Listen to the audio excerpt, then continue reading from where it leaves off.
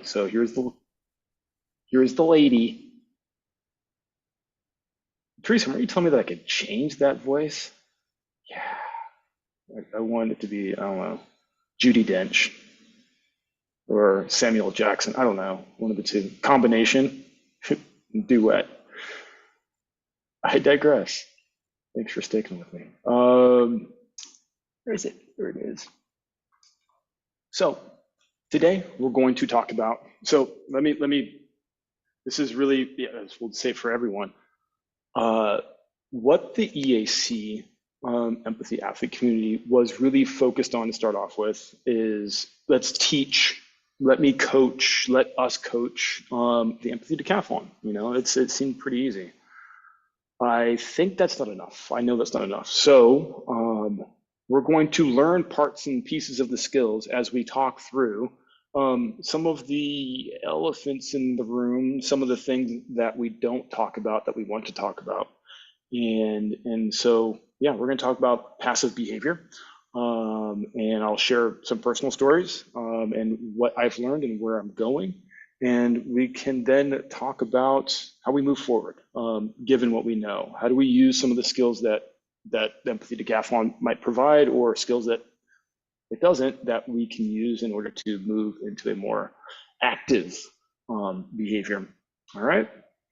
So definition is where we start, where I start all the time. And so here we start. What is passive? Passive, per Google, and I think it was Merriam-Webster that served up the definition, is accepting or allowing what happens or what others do without active response or resistance. And then underneath that, it had a little, like, we're using it in a sentence, right? And it said the women were portrayed as passive victims. I'm like, damn it.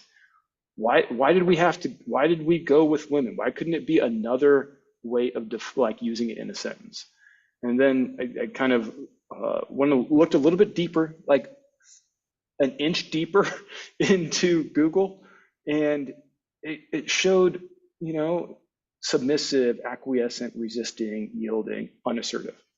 And so it paints the picture of passivity as negative, right? As something that is a little bit not a trait or quality that you might want. Maybe it's a good thing, but it seems like unassertiveness means you don't assert and you just get run over. And I think that's where I come in. And let's see what I have next. Going more into the definition and a little bit of background about passivity and what we always hear as passive aggressive behavior. Let's see here. Got to move this little bubble. Can you all see the screen okay? All right. Thank you. So passive aggression is the behavior that is aggressive towards somebody else, meaning it intends to cause them harm. And when they're talking about harm, they're talking about, if you think of the energies that we have, we got physical, emotional, mental, and spiritual harm. And it is designed to minimize the appearance. We do this in a way that's designed to minimize the appearance of anger or intention to hurt. Not saying that it has to be intended to hurt, but we're trying to not show our anger.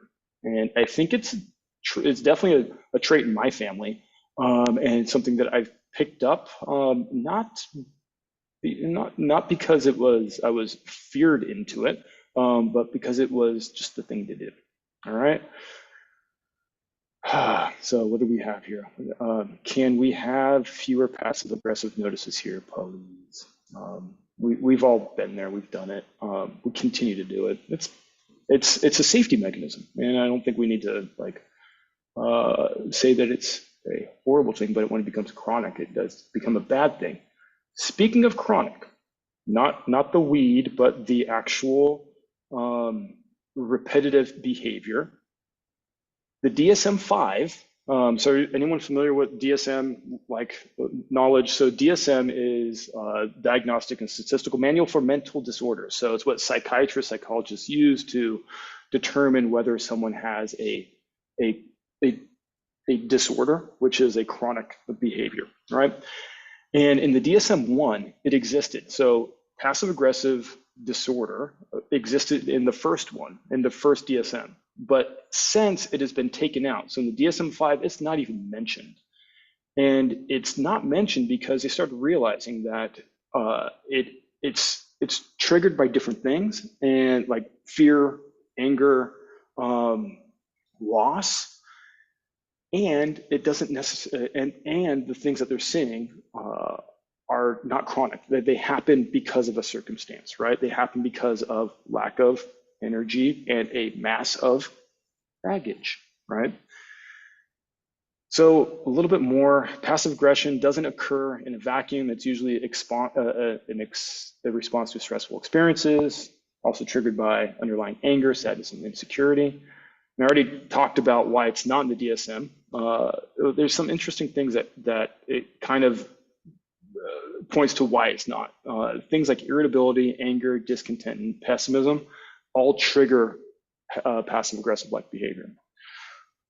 Why am I saying all this? Well, passive aggression is something that we've all kind of heard thrown around, at least I've heard thrown around, and it's always like, don't be this, don't be that. And so it brings, as Brene Brown likes to talk about, it brings about shame. Like, if I'm doing this act because I'm triggered, I must be bad. No, it's because you were triggered, and it's a matter of how do we examine it and look at it empathetically. All right, everyone still with me? Any questions before I move on? Any thoughts, comments? Cool. My only thought was when I saw the cover of the DSM and it was purple, I was like, that's cool. They made the cover of it purple. I don't like that color. All right, so weeds grow. I think, let's see, weeds grow if peacemaking isn't assertive. Eden, you were with me last week, right? I don't think, June, were you here? All right, so let me explain this photo, and maybe Teresa, you've seen it or not. This is my grandparents' backyard, and my uncle is in charge of the estate, in charge of the house, and he's been taking really great care of it.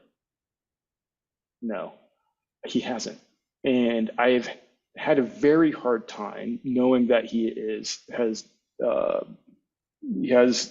bouts of severe depression, and that he has suicidal tendencies, that I have to be as kid glove with him as possible. And this has been kind of a family trait. I'm a peacemaker, and I'm not assertive. I'm just going to hold ground and hope that something's going to happen. It got to a head this past week, and I had to have a very difficult conversation with him. And it wasn't one of you did wrong. It was one of I need your help. And this assertiveness helped him realize that he can be helpful and moving things forward. And this behavior is counter to both of our nature. Like he would rather kind of wallow away in this really amazing jacuzzi of a pool, and or do nothing, right? Me, on the other hand, I don't want to ruffle feathers. This brings me to what I didn't know and what I think is lacking with how we think of passivity and aggression. Now, I made this up last week. I called this, and you poke holes in it. It's the care and action matrix, level of care towards others with directed action. So I purposefully put active peacemaking down here on the bottom left. We're not going to do it like a business where you go up and to the right, but this is where I think we're all trying to get to, right? And unfortunately, because we can't live in this area, we get back into this passive peacemaking and even past the passive aggression. Come on, big guy. And then here are some areas that I think through conversations earlier today and with others, that where we kind of see this come up. So active aggression, which we know well, we see it in the news, we hear about it, is this, I'm going to hurt you and I'm going to go do it, right? War, violent conflict, just being mean. I've heard kids on the playground doing this. Um, Passive aggression, low communication, few to no boundaries, has focus but lacks patience. And then this bottom stuff, this peaceful action. I want to be peaceful. You want to be a background player if you're passively peacekeeping. But the big difference between a peacekeeper and a peacemaker is one that actually takes action, depending on the focus that they might have, and the energy that they possess. I find myself, and maybe you like maybe part of your practice is going to be where do you live, and where do you what do you do to get over to active peacemaking? So there's a couple things over on this active piece here, this active peacemaking. There's still conflict, and in order to do the active peacemaking, it's acknowledging it and using energy to do something about it. We can't live over here. We have to come back somewhere where we can regenerate, and take care of ourselves. Zen peacekeepers, is anyone familiar with that?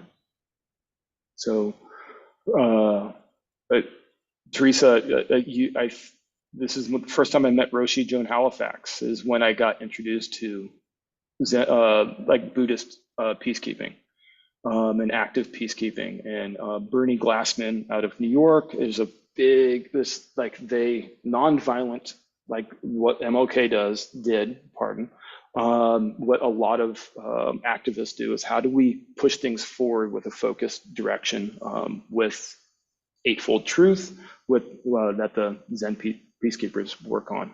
So there's a lot of people working in this area, but they can't live here. It's impossible to live on this side unless you're the Dalai Lama and you're taken care of, but I'm sure he exhausts. Now, let's bring any questions, any thoughts, please, open mic. Because this is an exploration. Yeah. Wait, why is it impossible to live on the bottom left? It is not impossible to live on the bottom left. It's my assumption that living in the bottom left, active peacekeeping all the time, there's a point in time where you have to pause, reconnect, and make sure that you're still focused on the right spot. And I think that's where the passive peacekeeping comes into play. It's like front lines, back line, is my thought. Again, I've cobbled this together from a few studies, and I'll put in the other side. I have an appendix on this deck, so you can look at some of where this came from. I think for me, Shelton, what I'm taking it all in. And what keeps like getting in my way of taking in everything is my own experience and upbringing with passive aggressiveness in family behaviors. And and and what's coming up for me is that passive aggressive actually always feels worse to me, like when I'm the recipient of behavior, like it almost feels more violent. So I think that's where I'm just trying to reconcile this construct and some of the words that are used in this diagram to describe aggressive. Because to me, like passive aggressive always feels like that. Like I was falsely led to feel okay, and then the slap came, right? Like it versus if I saw a punch coming, at least I'd know to duck, right? Yeah. I hear you. I wonder if I haven't fully defined, and it's what a looks like, but we always think of it as like I don't know. I tend to think of violence as physical to me versus psychological or emotional to me, and it then comes back to the intent, right? But I hear you.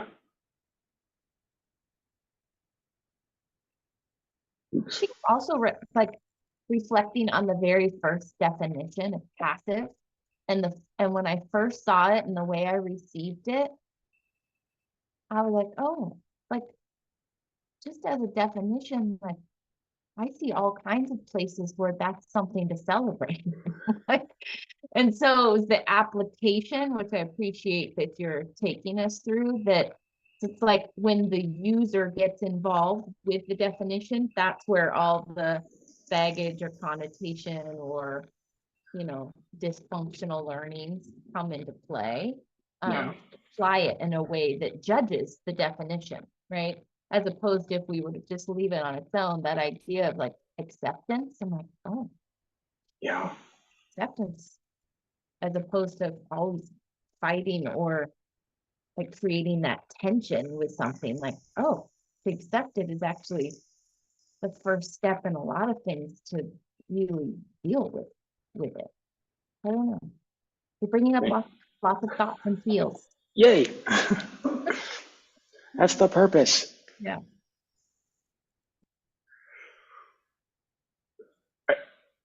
I think, thank you for talking about the passive piece. I think that was the one that I'm trying to iron out, is passivity is not necessarily a bad thing.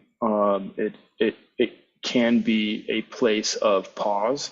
It can be a place of reconnect, meaning making, so that we can then go back into an active stance of at least what I would want to do.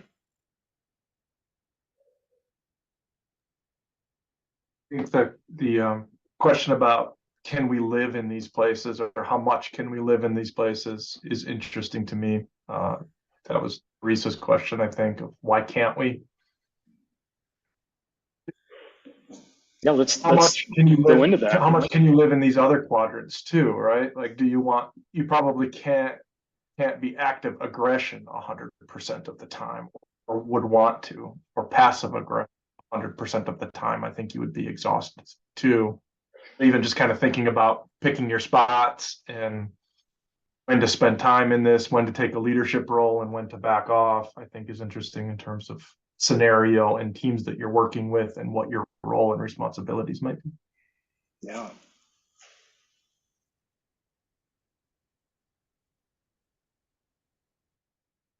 I think you're spot on. I can't imagine like remaining in active aggression. That just seems like it would be, for me, the death of me.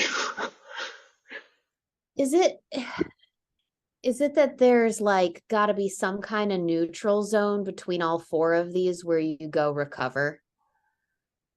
Like there are like times when, active aggression is like warranted, right? When you need to really be like, hey, like you're stepping on my toes, or like, like you need to defend yourself or push back or be angry or whatever. But yeah, where's like the neutral zone where you go to just like recover? Like that. And then when do you stop? Like Shelton, it was your point. When is this relationship or engagement not worth my energy? Where do I go to say I'm done in this space and I'm going to find? It's also interesting where you started the call. Yeah. This particular partner or this particular work engagement or this particular culture doesn't fit. When do you make a personal choice in terms of when to find something else? Yeah. I think it's personal. Yeah. Like, it's funny as soon you're talking about like that neutral space, Teresa, and I feel like as soon as I saw this in my brain, I was like, okay, passive peacekeeping is where I go when probably like there's something I'm seeing that I'm not like I'm like, ooh, that feel awesome, but I don't have either the energy or feel safe enough or whatever it is to then be active peacekeeping or peacemaking. I think that's where I came in. But I think but I also think we talk about this a lot, that this group is a specific kind of people who are showing up to something called Empathy Lab. And so I think when we say like, oh, who can stay in passive aggression or who can stay in active aggression that long? I don't think it's this group, but I do see a lot of people that I come into contact with that I think these days, because I've come to a specific space, like I can tell they're functioning in this passive aggression space, and I can see how tired like I can see their like deprivation, but you can also at the same time see that they don't see it, and that for a variety of reasons might not recognize, like they might view that as their active peacemaking, or They're like just doing the best they can with where yeah. Or and maybe not know that you can function another way because of what they've seen model, because of environments they've been in, not as an excuse at all, but yeah. I love what you're bringing forward, June. It's this, what's coming up for me as I listen to you is with consciousness comes choice. And so like this idea that here we are in community having this conscious, aware conversation and getting curious about, and you said it, like, this is where I go when, like, under these circumstances, I make a choice to go here when, right? This, so, and what happens for people, and that empathy that we can bring to bear for those who aren't in spaces or communities that create that pause for consciousness and choice, and how that must feel to feel no choice.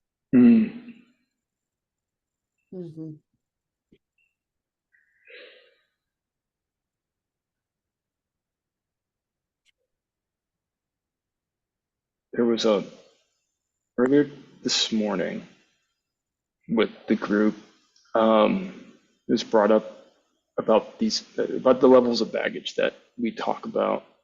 We've got individual up through global. So let's say war through I stubbed my toe.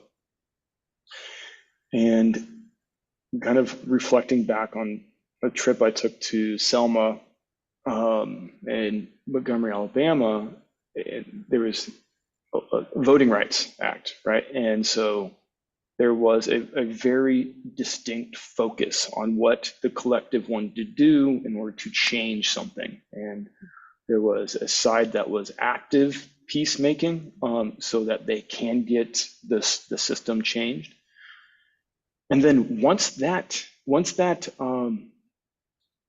big hurdle was crossed, then everyone would a majority of them would move into active, passive peacekeeping, right? Like, let's just make sure we can hold the ground. And maybe there was other areas where other people were actively peacemaking. But I think that there's a time component that isn't shown here, that, and a flow component that we're constantly moving. And then sometimes we take active stances in things that we don't have control over. Like I can't do anything if I was trying to active peacekeep or peacemake for something on the Gaza Strip. I would be running at a deficit of energy because I'm not there.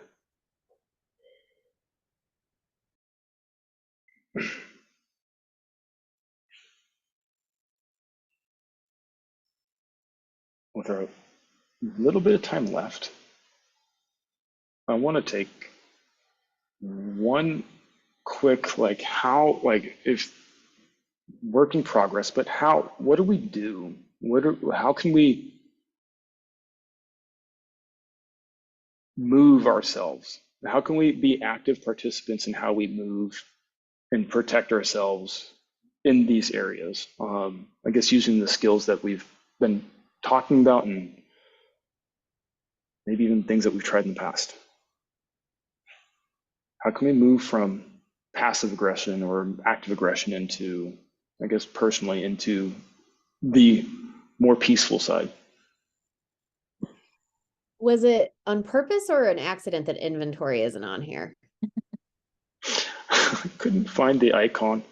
Oh, because that's like, I think knowing what your sources of energy and baggage are, and like doing an inventory about your power and privilege Yes. Feels. See, I'll grab it. I promise. I didn't leave it off on purpose. Oh no, I would trust your, strategic Yeah, whatever. I was Whatever. looking for it. It didn't make it in. But yes, but I'll write it with words. Yeah. Inventory. Words work. Inventory.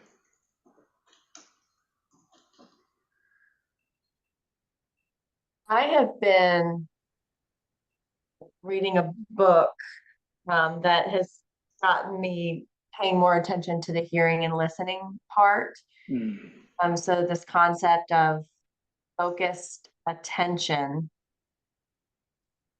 and actually not creating my own meaning, pausing, right? Pausing. So I'm combining a lot of the skills here, but so I Yeah. feel like for me right now, it's the hearing and the listening and the focused attention on the other person's words that can lead me closer to active peacemaking. Yeah. Love it.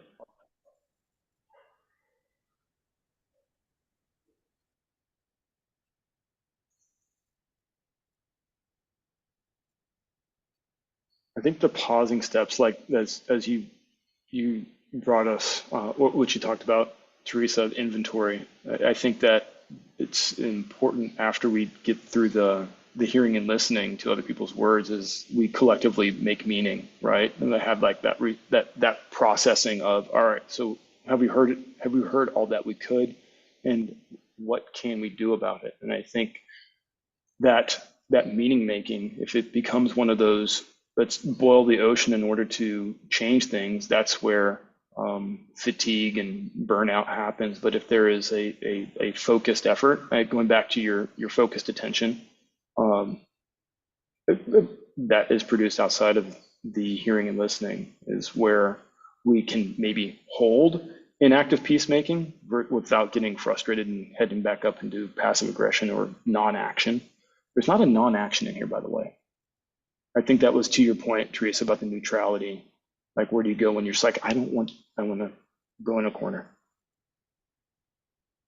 Well, I mean, passive peacemaking definitely seems like it's a non-action quadrant, but there's maybe a subtle difference between like hiding, right, in a corner, like avoiding versus just like resetting. Yeah.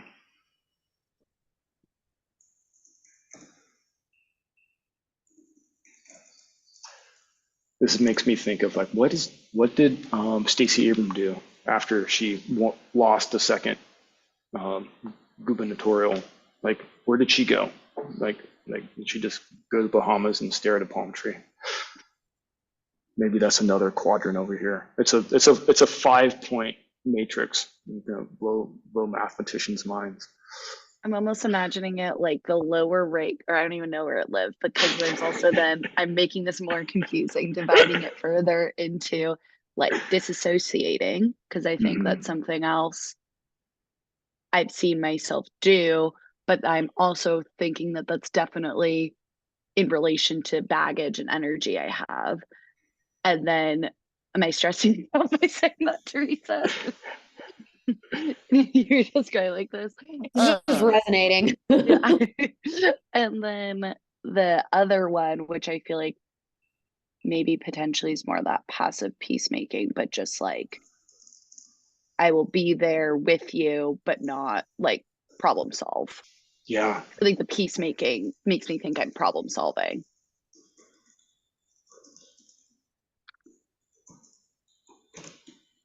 Yeah, you're Yeah. like peacemaking on one slide and then peacekeeping on the other. Okay, yeah. I wasn't sure if that was also like, yeah. There. So It's subtle, but it's good. yeah. Like it is. Yeah. I love the thought of I'm here with you, but I'm not going to be problem solving alongside of you at this point, because you're taking inventory of your needs in the moment, or even, inventory of your focus. Is this part of my passionate focus? And if it's not yet, then I'm not going to move in that direction.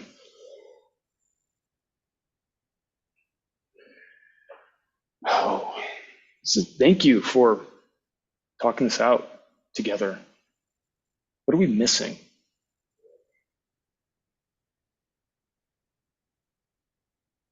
Beyond the icon for inventory.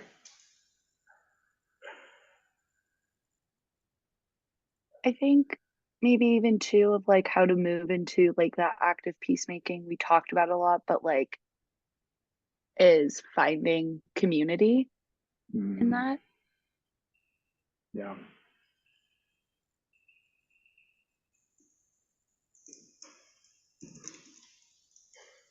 I think that's a really important thing, June. Thank you. Trying to do the active peacekeeping solo.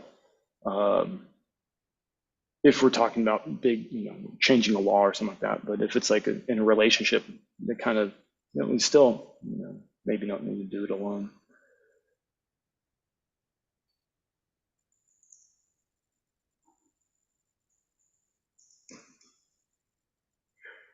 Guess that's why they call it the Peace Corps, not the Peace Individual, right? And they send multiple people over to areas of need in order to promote and create peace.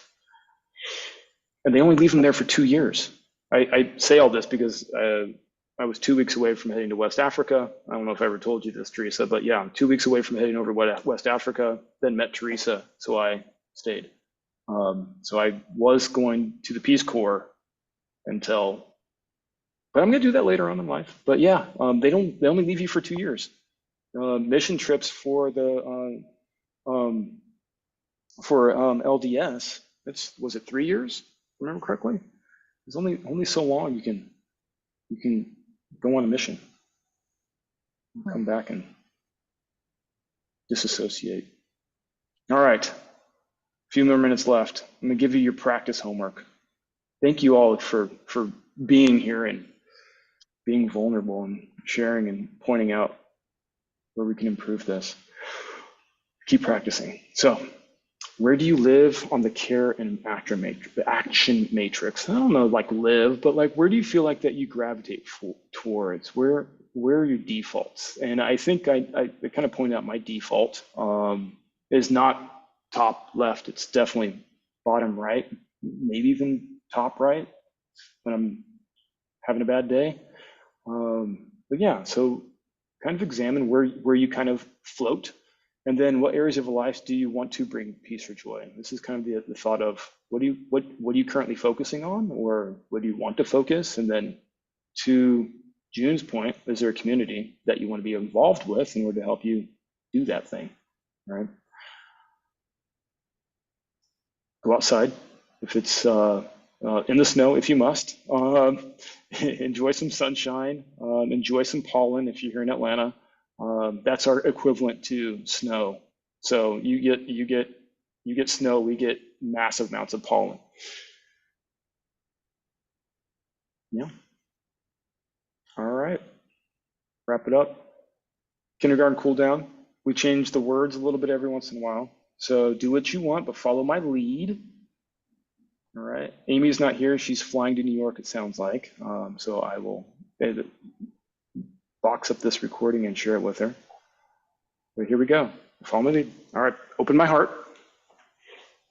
Open my heart. Expand my mind.